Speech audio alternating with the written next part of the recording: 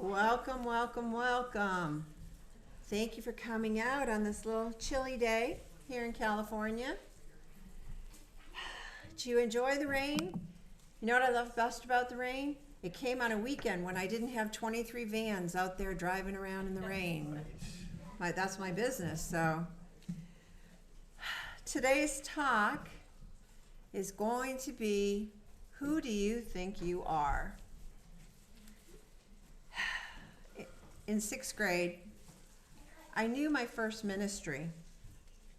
I was a safety guard in a special ed classroom, and I fell in love with these different ability peers. I was a teacher, and I knew it. Who did I think I was, knowing myself like that in the sixth grade? Today, my talk is going to be based on a talk that Eric Butterworth did called Giants and Grasshoppers. So if you ever go hear Eric Butterworth, there's parts of him in there here. There's parts of me too. We're all gathered today on a quest for truth, mutual truth. My role is not oracle. I'm on the same quest as you are. My role is to incite, challenge, and urge you and me, us, to look deeper for answers. Not words from me, but inspirations from what I might say that might awaken something that you've always known. Truth is inward. It's an inward journey or an inward quest. Spirit cannot be captured on paper. Truth is a flow of guidance and inspiration. Truth is nonverbal, although we try to put it into words. We're here today to awaken ourselves, to rise to new challenges, to let go and let God. With today's challenges, or maybe some preconceived obstacles, is there something standing in your way? There are so many excuses that we can make not to rise up to a challenge. You can make a list of all the reasons, all the things standing in your way.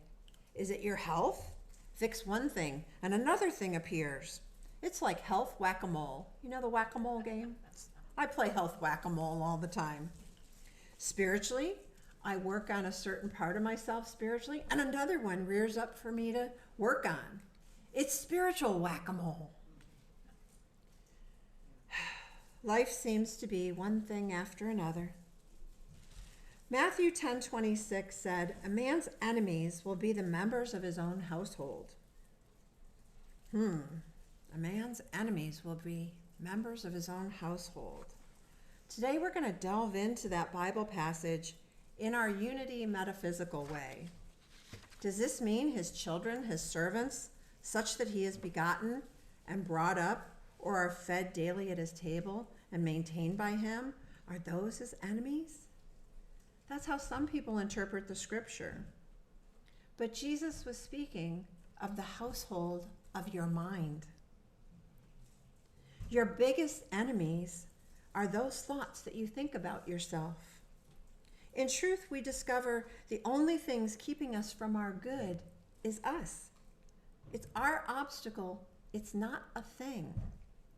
It's our feeling, it's our reactions, it's our thoughts and feelings, sometimes of inadequacy. I can't do this because, fill in whatever the reason. Make a list of why you can't do something you're called upon to do. Time, education, money, hurts others, uncomfortable for me. Lots of reasons you can't do it. If you think no one will understand, you're right. No one knows what you're going through. You're right. But the lives of great people demonstrate that there is no reason to fail. Dr. Martin Luther King, Nelson Mandela are a few who come to mind.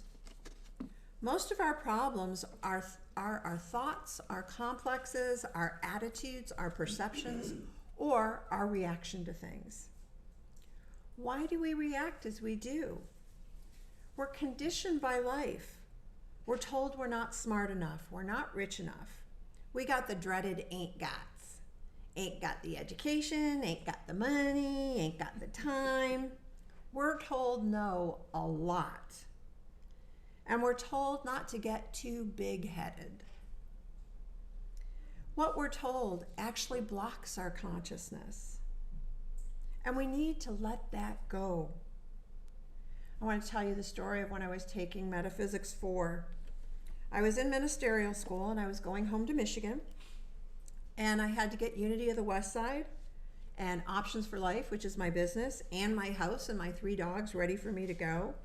And I would be gone for 2 weeks, which is a lot. And by the way, I was going home to be doing L&O testing, licensing and ordination testing, where you stand up, you give a talk, and then they question you and they grill you not only about your talk, but they grill you about things in the Bible that I really didn't know the Bible that well back then. And it's a scary process, is what I can tell you. But on top of this all, I was taking 6 classes at the time. And I was running the church and running my own business, and 6 minister classes. So to say I was overwhelmed was an understatement. But this Metaphysics 4 class, it was a good class, but it was really advanced metaphysics. I mean, think about it. Metaphysics 1, God, we're all one. Metaphysics 2, we go deeper. Metaphysics 3, we go even deeper. Metaphysics 4, you are swimming in the metaphysical sea of life. Now, before I left, I had a paper due, and I wrote it really fast. I wrote it from my head and not my heart.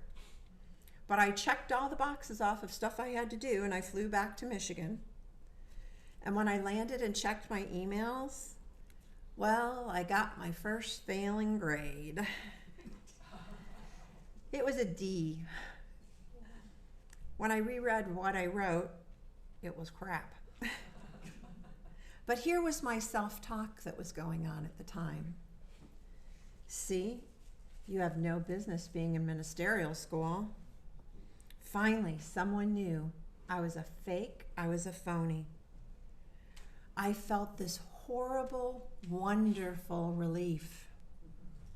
I felt like quitting.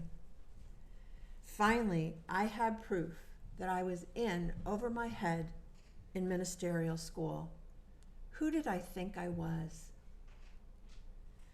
So I went into prayer and meditation, and what kept coming up when I was in prayer and meditation was look within. Look within, look within, look within. I can't tell you how many times that comes up when I go into meditation. And I'm looking outside of me for the answer to the problems, and my inside says, look within, look within. So I looked within and I rewrote the paper and I sent it off. I explained in an email about the 6 classes and all the things I had going on. I didn't ask for anything from the teacher. I just wanted her to know that this was the type of paper I should have turned in. I really prayed about it and took the questions seriously and wrote a good paper. The instructor, Reverend Karol, was kind to me, and I wound up getting an A on the paper. She changed my grade, but the obstacle wasn't my grade. You see, it's how we perceive our obstacles and our challenges. In looking within, as I started to do the work of the challenge, I didn't allow it to become an obstacle in my consciousness. I changed my mind from all the bad thoughts about myself to thinking about how far I had come. I was at Metaphysics 4. I didn't invite the challenge to take up a chair and stay. Oh, I had a moment. And then when I was done with my moment, I corrected things as best I could with no expectations, and I let it go. People tell us who we are all our life. We identify through our parents and our teachers and our aunts and relatives, our siblings, our friends, and their version of us. You take in some barb that they set against you, all those negative things we've been told. Our human brain says, see, they're right about you. However, our drive to achieve must be stronger than the obstacle. I'm reminded of the Bible story of the children of Israel. They were coming out of Egypt under the direction of Moses, and they were going to the promised land. Metaphysically, from the Bible, Egypt represents the Coptic land, and the name means shut in, restraint, misery, tribulation, distress. We all experience our own version of Egypt in our life. Misery and distress. Sound familiar? Physical, it could be weight, it could be drinking, it could be the food choices we're making. It could be desires, it could be gossiping. In your intellect, it could be your mind and how you're thinking about things. It could be that you're not very logical. In your emotional psyche, it could be something to do with anger or shame. Financial, it could be lack. The Bible suggests that there's always a way shower that comes along, shows us a way out of enslavement. Friends, there's always something or someone who comes along to lead us. And what comes along is inspiration of God, a healing process, an inner flow of guidance that urges us, and ideas, lots and lots of ideas, some of them even divine ideas. What comes along is the ascending urge of man. What comes along is God's spell, God's activity in us, God's spell ever bubbling in us. Moses is a symbol of that ascending urge to higher awareness, to our promised land. Moses got all those people to leave with him out of their enslavement. They crossed the river, where? To the promised land, to Canaan. When they got to the promised land, they sent out 12 spies to check it out and report back. Now, they were supposed to report on the appraisal of the inhabitants and what their defenses were. And could the Israelites live there and possess the promised land? It was the land of milk and honey. The spies brought back grapes, these big, delicious grapes. 2 of the spies, Joshua and Caleb, said, let's go in. However, the 10 other spies said, there are huge giants, and we are but grasshoppers in their sight. We can't go in there. So out of fear, out of this fear, they went back to the desert for another 40 years. They were discouraged and dissuaded because of their grasshopper consciousness. We can identify with them. Is there a time when you had the feeling like giants were before you and you were the grasshopper? I want to remind you and tell you the story about my nephew Joel. He was moving a table, and I said, you can't move that table. It's as big as you are. And he turned around and he said, but I'm as big as the table. So often we say, this is too big for me, too much to handle. Back to the ain't got mentality. Ain't got the time, ain't got the money, ain't got the resources, ain't got the help, ain't got the education, too much for me, no thank you. If you're thinking this, you're living as a grasshopper among giants. I invite you to let that thinking go. Be aware when you're thinking it and change your mind. There's a woman who lost her husband after a great illness. There was no insurance. Her assets were used to pay her bills. And she had 2 children to support. She only had $2, but she found an ad for work and she took a bus. And it cost her 1 out of her $2. She met with the hiring person with HR and said, well, I've never worked. I don't know how to do anything. And the hiring person said, okay, thank you for coming by, goodbye. People who actually are hiring you want you to be able to do something for the company, just a hint. So as she went back and she was waiting for the bus, she was crushed, and she looked at the dollar bill that she had. On the back of the bill, it said, "In God we trust." And she started to think, the people who coined that phrase were going through much more than she was. Then she began thinking, I'm not a beggar. There's something I can do. There's a lot I can do. I have skills. And for the first time, she was not a victim. She went back in and she asked for a job.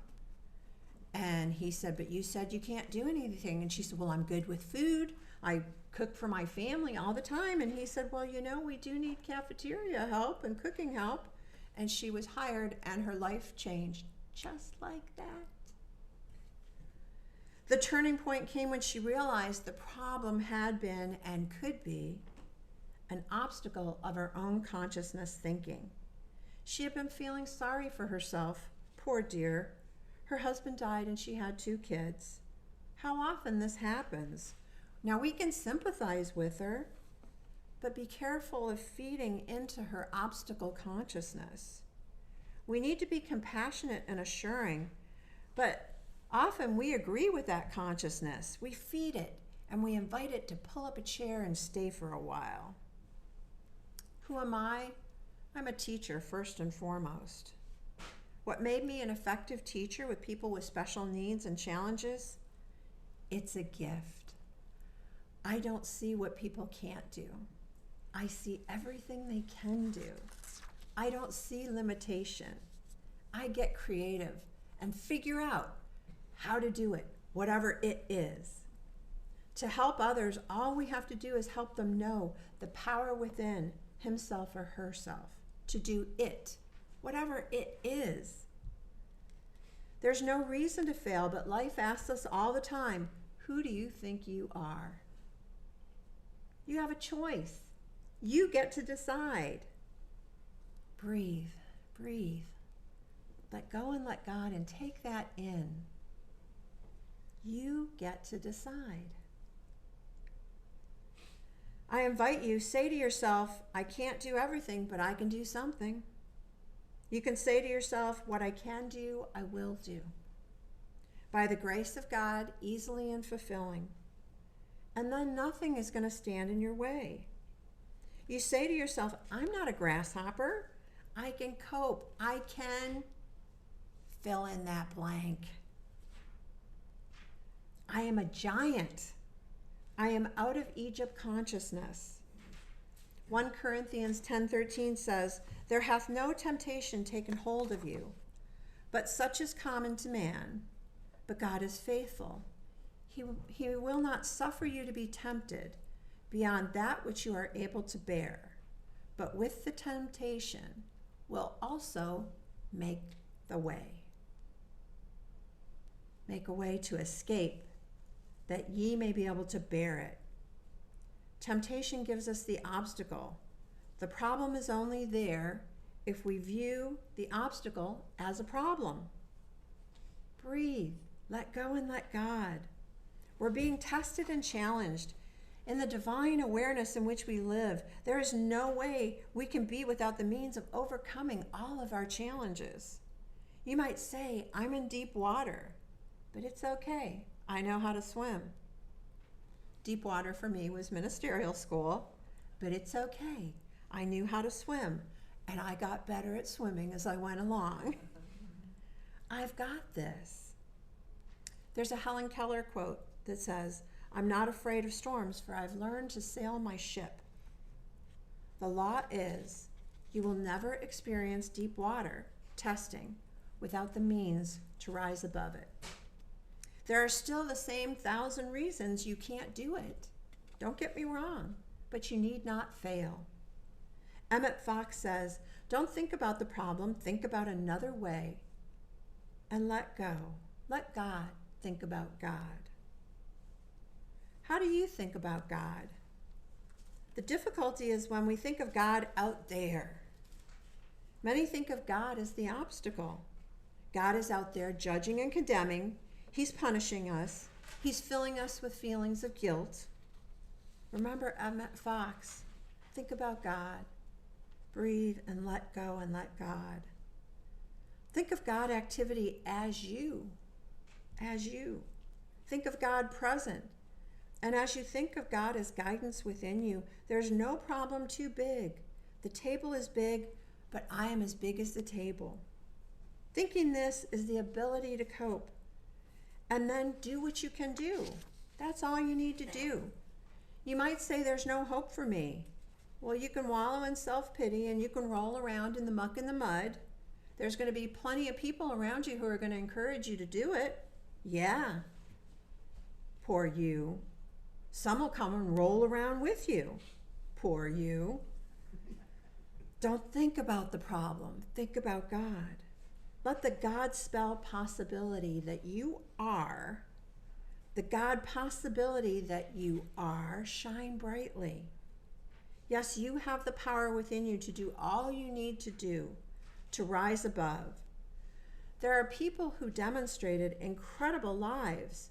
Dr. King inspired people to stand up for civil rights, and the struggle continues to these days, long after he's left us. And yet tomorrow we celebrate him in service and in every day by standing up to injustice. Helen Keller was deaf and blind, and yet she got a bachelor's degree, and she made life better for people with disabilities. Einstein was nonverbal until age 4. Bill Gates' first business failed. Bethany Hamilton, the surfer, had her arm bit off by a shark in deep water. Yes, she was in deep water, but she came back to surf again. Stephen King had his first novel rejected 30 times. Nelson Mandela was an imprisoned lawyer, and he ended apartheid and became president. These are people who refuse to accept self-limitations. We can think of a time in our lives we felt hopeless, but it was just a feeling. We called on faith from the power within you, and you rose up and you prevailed. You bettered yourself. You said it right. You believed in yourself. You got out of your way, and you allowed God to work through you. Who do you think you are, overcoming all that? So many times we overcome. We do it with no hope, no money, no education. Think of Joshua and Caleb within us. Joshua and Caleb are hope and inspiration, saying, you can do it. You can face the difficulty, find the power within. There's always a possibility of a new idea. You're one idea away. Turn around, it's at hand. One idea opens the door. Where did that idea come from? Do you think God thought, oh, look at poor Mary? So you think she struggled long enough, and, God said, oh, I'm going to give her a great idea. God doesn't sympathize with people. God is the all-potential mind in which we live and move and have our being. Trust it. Let go and let God. There's always potential for overcoming, for change, and for growth. God is always present, never absent, unless we are in the consciousness of the absence of God. God is present when you do all that you can do and all that you need to do. It's a great realization. Today when you go, remember this: the promised land lies just across the river. Send your spies out to evaluate it with the realization there might be giants and grasshoppers out there. They're out there, but don't get stuck. They'll say you can't go beyond this point. But remember the woman with the dollar, in God we trust. I'm not a beggar. I'm not a grasshopper. Breathe. Let go. Let God. This experience is here to ask you, who do you think you are?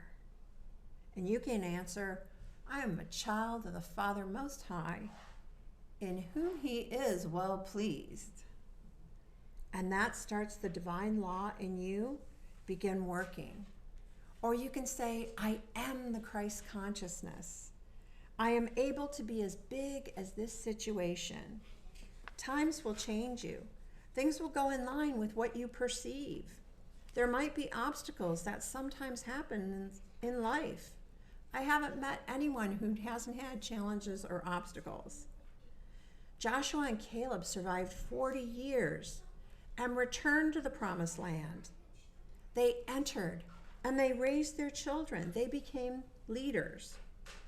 They let go and they let God. They became leaders with faith and said, I am able to face the giants. And the giants' hearts melted. And they were reduced to Israelite size. And then they were disappeared and reduced to nothing. Haven't you had thoughts like that? That you've worked on, and they reduced to nothing? I choose to face my challenges, you can say to yourself. I choose to let go and let God. I choose to see myself as a spiritual being. I can swim, and if I can't swim, I can learn how. I can keep my head above water. There is no reason why you can't succeed. Your idea can pop into your head just like that.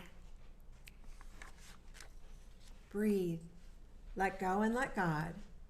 You have divine potential. If you desire to do it, give it power. You came here to do this thing called life. Oh, it's not easy, and it's not always comfortable, but you can enter your promised land, and then you can possess that land. Possessing the land means having that feeling of the promised land every single moment of every single day. I walk in the promised land. That's my goal. That's the land you're supposed to dwell in. So I'm going to do a callback affirmation. I'm going to say, who do you think you are? And you affirm, I am a beloved child of God Most High. I've got this, whatever this may be. So you're just going to say, I'm a beloved child of God Most High. I've got this. All right? Who do you think you are? I am a beloved child of the God Most High. I've got this. Let's say it again, just for the heck of it. Who do you think you are? I am a beloved child of God Most High. I've got this. Yeah. You know why you've got this? Because you are one with the one. You're one with God. Whatever challenges, whatever comes up, you're meant to rise up to it, face it head on, do the best that you can do. That's all you're asked to do. Thank you for letting me speak today. Namaste.